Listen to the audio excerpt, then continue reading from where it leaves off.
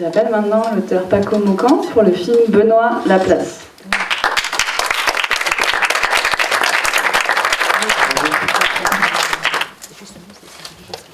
Donc mon film, c'est un film d'animation déjà, et il parle, comme son nom l'indique, de Benoît Laplace, qui est un ancien enfant star. C'est-à-dire qu'à 4 ans, son père lui a écrit une chanson qui a fait un succès fou, c'est-à-dire que c'est passé à la télé, c'est passé à la radio, tout le monde le connaissait, et c'est un succès qui était hyper fulgurant mais qui s'arrêtait très vite. Ils ont gagné beaucoup d'argent, mais son père a pris tout l'argent qu'ils ont gagné avec, et il est parti, il a laissé Benoît et sa mère sans rien. Et donc 25 ans plus tard, Benoît il a quand même arrêté la chanson. Lui, ce qu'il veut faire, c'est de la poésie.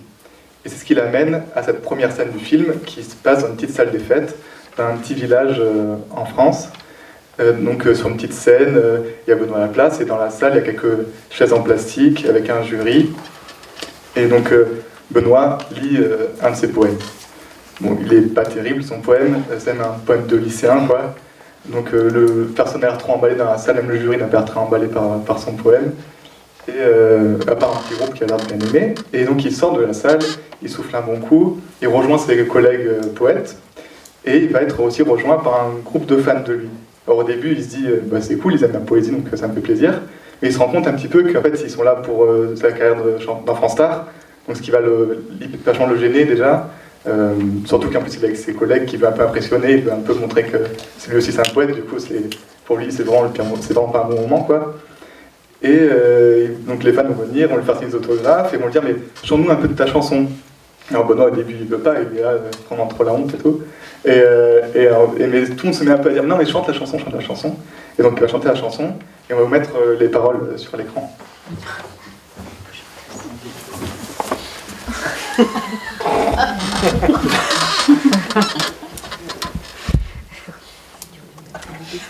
Voilà. Donc autant dire qu'il est vraiment hyper gêné quoi, de chanter ça. Mais bon, les fans partent, alors il dit allez c'est bon là, ok, on passe un peu la suite, parce que le concours est en 2 parties. Et la deuxième partie, c'est qu'ils doivent écrire un poème en 3 heures sur un thème, qui est la balade. Donc il dit allez je mets dans le truc et tout, il prend un peu des infos, parce que c'est la première fois qu'il fait ça lui, donc il prend un peu des infos avec les autres poètes, et il prend des trucs, et en fait lui, il a aussi un carnet où il a noté, depuis 6 mois il note plein de choses, des idées, des bouts de poèmes qu'il garde pour ce concours-là, pour cette épreuve-là justement. Et du coup, il est un peu rassuré par ça, mais en parlant il se rend compte qu'il a perdu son carnet. Alors du coup il panique, et donc il repart dans les loges, il quitte les autres poètes, il repart dans les loges pour essayer de retrouver son carnet, et il tombe sur son père à ce moment-là. Donc vraiment, lui il veut pas le voir, parce que déjà il veut pas le voir en général, mais là en plus, Jacques il est stressé par le fait de perdre son carnet, alors en plus voir son père à ce moment-là c'est le pire truc. Donc en plus son père c'est un peu un tchatcheur, il parle un peu à tout le monde, vous voyez c'est un gars avec une fausse boucle en or, des lunettes de soleil alors qu'ils sont à l'intérieur, et qu'il a un peu des cartes de visite à tout le monde.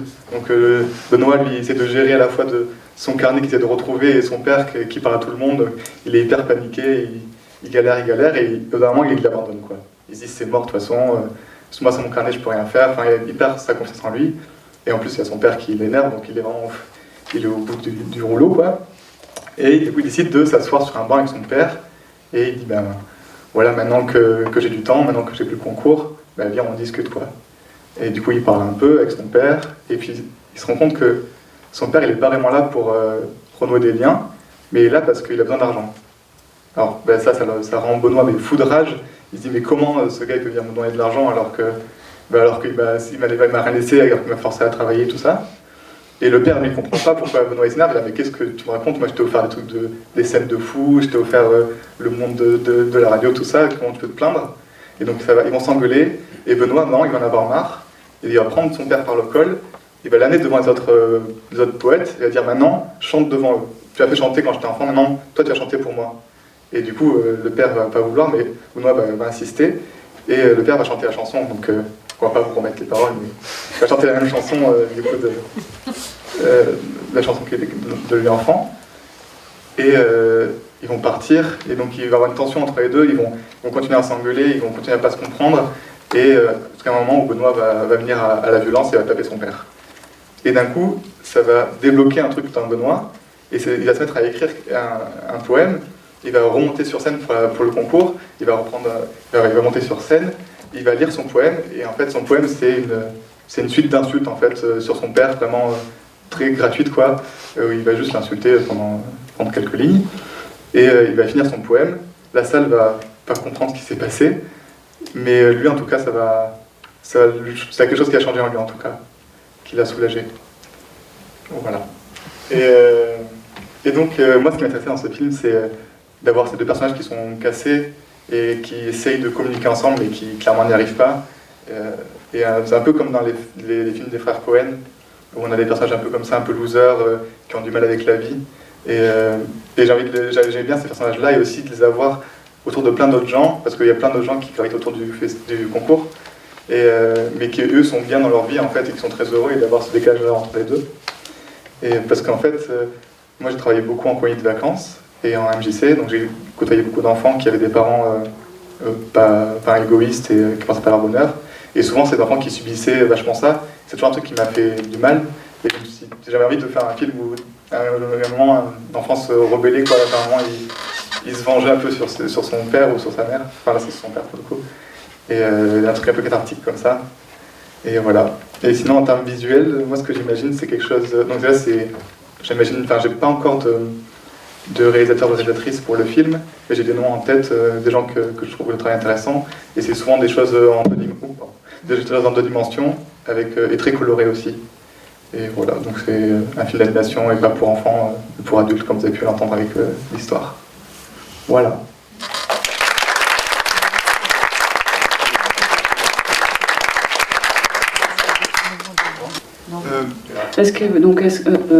Est-ce que Paco a des idées de réalisateurs en tête pour ce film d'anime? Oui, j'en ai, mais après c'est des jeunes réalisatrices et réalisateurs, donc je ne sais pas si vous les connaissez.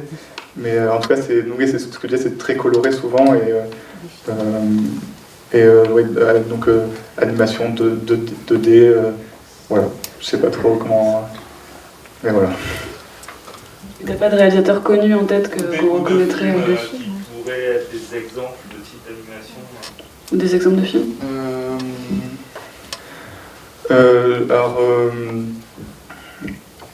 Comme ça, là, en gros, j'ai des exemples, mais c'est assez loin. Par exemple, je peux vous décrire un peu, par exemple, la personne que j'ai en haut un peu de ma liste. C'est une artiste qui fait donc de la rotoscopie. C'est le fait de filmer et de dessiner par-dessus l'image. Donc elle dessine au pastel sur des vidéos. Donc ça donne quelque chose comme ça du coup assez réaliste, mais très coloré, avec des couleurs très fortes, quoi, hyper saturées. Voilà, c'est pour donner un peu d'image, ça peut être... Vous-même, vous avez un parcours de quelqu'un qui travaille sur l'animation? Oui, je viens de l'animation, ouais. Et au départ, j'ai fait de l'animation, j'ai réalisé des trucs, j'ai fait des films tout seul, puis en fait, je suis venu à vouloir juste écrire, mais toujours tout pour l'animation, ouais. C'est un truc qui me tient à cœur. Voilà. Moi, ce que je trouve très original dans votre projet, c'est le personnage, quoi, l'enfant brisé par une carrière précoce. Et si je peux me permettre, c'est vrai que la résolution supposée du film, de l'histoire, et le règlement de compte avec le père me semble être quelque chose qui ramène le film dans un schéma plus attendu, plus classique. Là où au départ, je ressens, à cause de l'animation, à cause de votre personnage, quelque chose qui pourrait vraiment partir dérailler complètement, comme sur l'univers de cette première chanson, de son univers de star de jeunesse, en dessin, en animation, je pense qu'il y a des choses vraiment très fortes à faire autour de ça. Donc je répète juste, vous avez entendu au fond? Ouais, c'est bon, je répète pas. Oui, non, mais moi je veux pas du tout rentrer dans la fantastique ou quoi. Au contraire, moi je trouve l'animation, souvent on l'utilise parce qu'on se dit l'animation c'est Miyazaki, c'est Disney, tout ça, mais moi c'est pas ça qui m'intéresse du tout dans l'animation. Au contraire, moi j'aime bien les trucs réalistes. Et au contraire, je trouve que c'est une façon, moi c'est plus, l'animation c'est plus pour moi une façon d'avoir une autre couleur, pas d'avoir une autre couleur, mais de styliser un peu les choses en fait. Et pas forcément de faire des monstres ou quoi, mais d'avoir des choses très réelles et justement d'avoir un mec juste qui va dans un concours de poésie, mais avec toujours un décalage par rapport à la réalité que si on le filmait avec une caméra. Dans la recherche d'une distance, c'est ça? Une distance par là. Ouais, je sais pas si c'est le bon mot, mais oui, quelque chose comme ça, oui. Ouais. Voilà. Pourquoi ne pas réaliser vous-même le film? Pourquoi ne pas réaliser vous-même le film? Parce que je réalise pas très bien.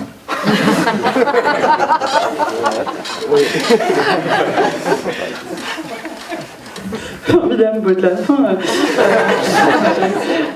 Très bien, à discuter, à poursuivre cette grande vision de sommet. Merci beaucoup Paco pour ton film.